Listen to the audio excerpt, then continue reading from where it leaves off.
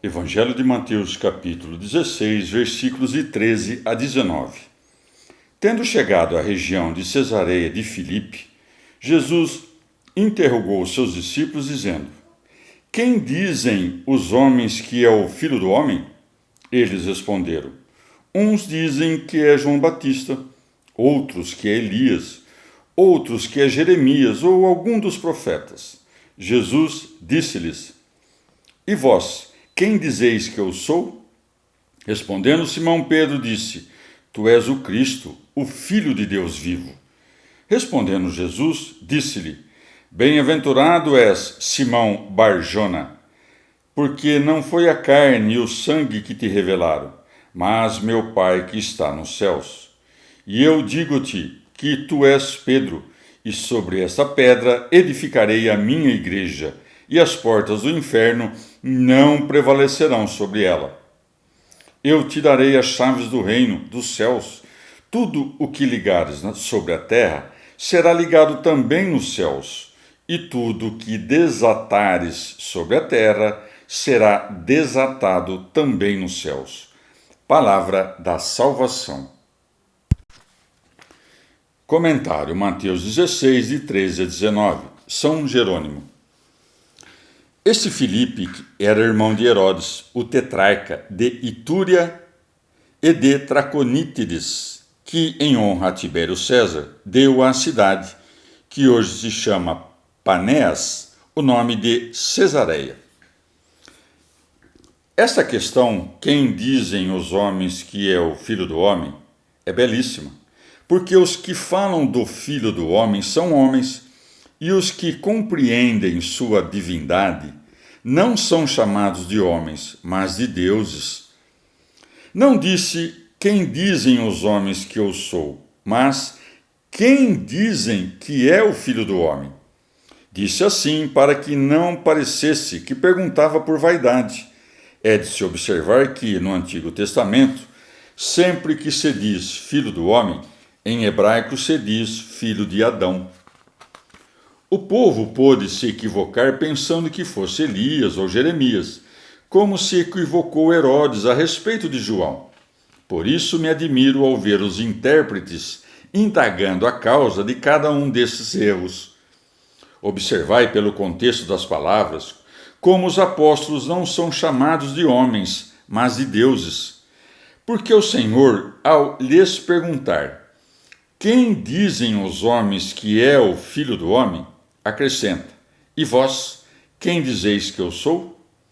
O que equivale a dizer? Os homens têm uma opinião mundana, mas vós, que sois deuses, quem julgais que eu sou?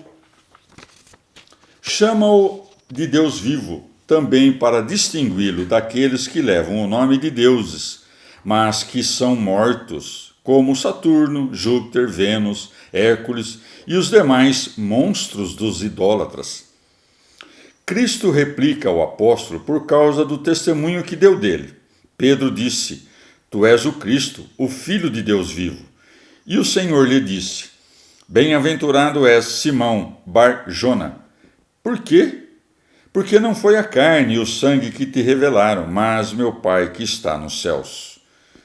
O que nem a carne nem o sangue podem revelar foi revelado pela graça do Espírito Santo.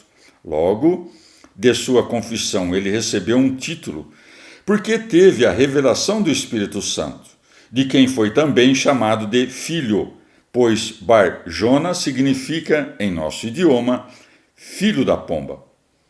Alguns aceitam simplesmente que Simão, chamado Pedro, era filho de João, conforme aquela passagem, João 21,15. Simão, filho de João, amas-me? E que é uma falha dos copistas, que suprimiram uma sílaba e escreveram Bar-Jona, em vez de Bar-Ioana, isto é, filho de João. Ioana quer dizer graça de Deus, e ambos os nomes podem ser tomados em sentido místico, tomando a palavra pomba por Espírito Santo e a graça de Deus por dom espiritual. As palavras porque não foi a carne e o sangue que te revelaram têm semelhança com as que disse o apóstolo, Gálatas 1,16. Continuamente não consenti com a carne e o sangue, referindo-se por carne e sangue aos judeus. Trata-se aqui do mesmo sentido, ainda que em outros termos. Não foi pela doutrina dos fariseus, mas foi pela graça de Deus que se lhe revelou ser Cristo, o Filho de Deus. Como se dissesse: já que disseste, tu és o Cristo, o Filho de Deus vivo, também eu te digo, não com palavras vãs que não se hão de cumprir, pois em mim dizer é agir, que tu és Pedro. Assim como, sendo ele a luz e dando-a aos apóstolos, para que fossem chamados de luz do mundo, e de tantos outros nomes que o Senhor escolheu, agora a Simão, que creu em Cristo, a rocha, dá o nome de Pedro. E seguindo a metáfora da pedra, disse oportunamente: sobre ti edificarei a minha igreja. Como se segue: e sobre esta pedra edificarei a minha igreja. Por portas do inferno entendo os pecados e os vícios, ou também as doutrinas heréticas, que seduzem os homens e os lançam no Tártaro. Ninguém pense que se trata da morte, querendo dizer que os apóstolos não estariam submetidos à condição da morte, já que os vemos brilharem no martírio. Alguns bispos e presbíteros que não entendem essa passagem participam em alguma medida da arrogância dos fariseus, supondo que podem condenar inocentes e absolver criminosos, enquanto o Senhor não move um inquérito para investigar a sentença dos sacerdotes, mas a vida dos réus. Lemos no Levítico, capítulo 13 e 14, que os leprosos eram obrigados a se apresentar aos sacerdotes e, se de fato tinham lepra, eram declarados impuros.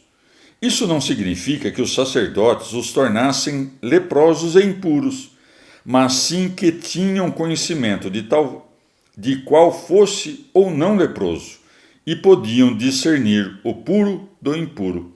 Assim, do mesmo modo que lá o sacerdote torna impuro o leproso, também aqui na igreja, o bispo e o presbítero não atam ou desatam os inocentes, ou sem crime, mas por conta do seu ofício, tendo ouvido seus vários pecados, sabem quem deve ser atado ou desatado. Comentário Mateus 16, de 13 a 19.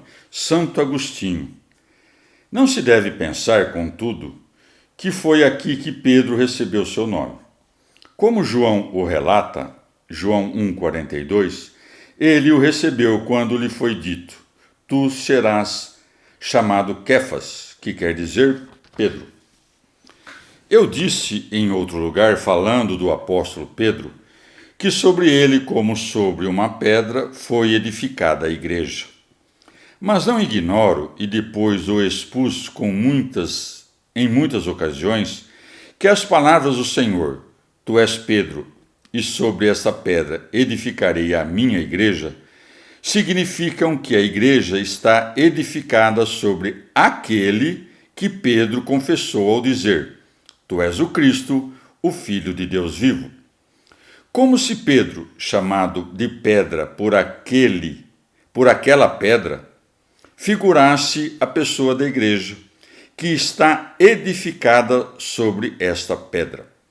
O Senhor não disse a ele: tu és a pedra, mas tu és Pedro, pois a pedra era Cristo, 1 Coríntios 10, 4, o qual Simão confessou, assim como confessa toda a igreja, e por isso foi chamado de Pedro. Que o leitor escolha dessas duas opiniões qual lhe pareça mais provável.